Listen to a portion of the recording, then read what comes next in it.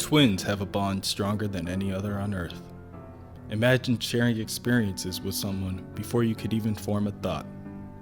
To lose one is to lose part of yourself. As time passes, Vin recedes into himself. He does not associate with any of the other children at school. He barely speaks. He barely walks. All he does is phase from one class to the next. If anyone tries to interact with him, they notice it's a vain effort. At the moment, not even their words can touch him. Little does he know, his sister isn't gone yet. Well, not all the way.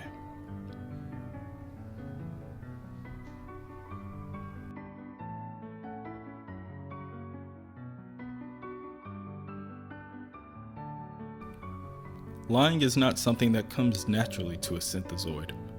They are not programmed to have flaws, so in theory, there should be nothing to lie about. That is why Virginia struggles to make eye contact with her husband as he questions her about the events of the night before. She states, the Grim Reaper arrived at 6:13 in the afternoon. After cutting into Viv, their daughter, he began to talk about their status as potential family members. This was undoubtedly in reference to the brain waves of the Reaper's brother Wonder Man that were used in Vision's creation. Virginia attempted to respond to his aggression, but he used a weapon on her in order to create distance. It was then he approached Vin. At that point, he only repeated the phrase, "You are not real." And this is where her lies began. Virginia states that she was not confident in the accuracy of her laser. She feared that her son might become collateral damage, so instead, she increased her mass and fought the Grim Reaper hand to hand.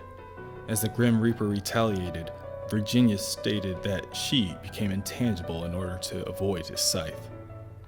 Vision, trying to create some kind of relatable ground to stand on, states that he remembers the scythe buzzing whenever he himself would have found himself in a situation similar to hers.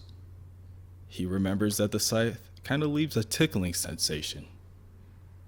Virginia states, "Of course, it buzzes," and continues with her story.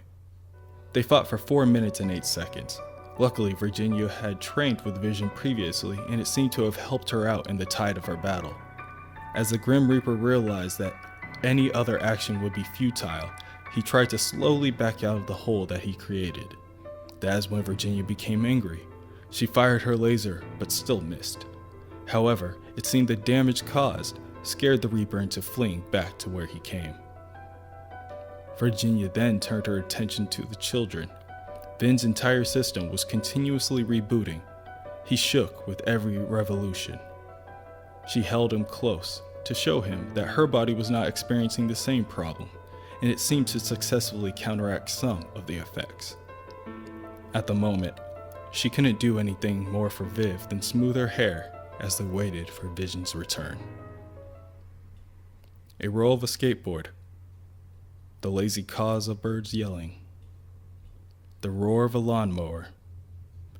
The couple sat in silence as they listened to the mundane ambiance in the background as it weighed on them. Even though it was not their intention, the intruder may have taken and escaped with their peace at mind. At school, Vin is at lunch, but he doesn't eat. Better put, he doesn't need to eat. Usually, at this time, you could find Vin hanging out with his sister Viv in the library, reading and discussing book after book. Last week, they consumed an entire section on human anatomy. Vin sits as he remembers the arguments that he and his sister used to have. They argued that humans and synthezoids were different in terms of how they were constructed, how they were created. Vin argued that each portion of a human was designed to increase their lifespan up to the moment of reproduction. A synthezoid, however, has a purpose more than surviving and reproducing. Viv disagreed with Vin's opinion. She believed that there is little difference between humans and synthezoids. One similarity is that humans have a small nerve sensor on the wall of their carotid artery. just below the jawbone. It is part of the safety mechanism put in place in case the heart is sending too much blood to the brain. If pressure is applied to the sensor, the heart simply stops sending blood upward towards the artery. The brain will die quickly after. So you see, Viv said, they're just like us. They can be turned off by a press of a button. Vision and Virginia are alerted about their son's altercation at school and are set up with a meeting with the principal. Vision apologizes and reasons for his son's actions, but the Principal Waxman, is not so inclined to hear Vision's part of the story. He believes that Viv and Vin are no better than guns. They're no better than weapons with the safety on. The superintendent may have a crush on Captain America, but he isn't so easily bought.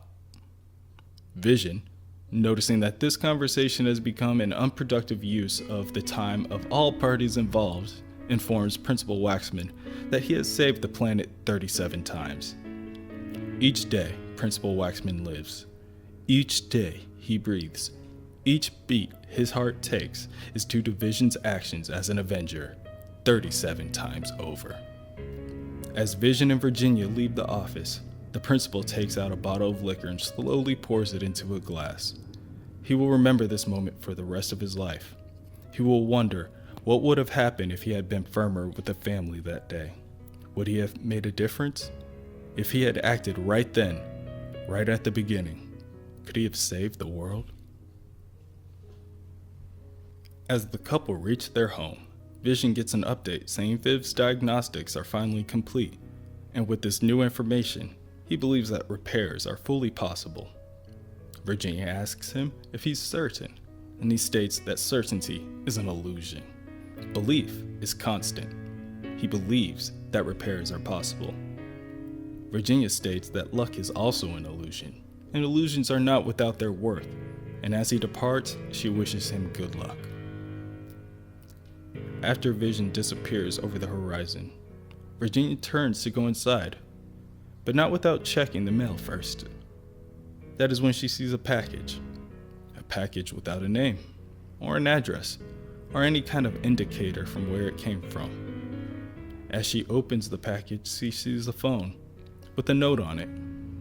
The note states to put the code in and press play. So she does. And that's when she sees it. A recording of her and her son Vin burying the body of the Grim Reaper in the backyard. What little happiness she was clinging onto is now lost. As she is overcome with fear and her hands begin to shake, she drops the phone to the ground. "No!" she screams as she's on the verge of tears. "No!" she repeats under her breath. As she looks down to the phone laying on the ground with the last image frozen on the screen, it begins to ring.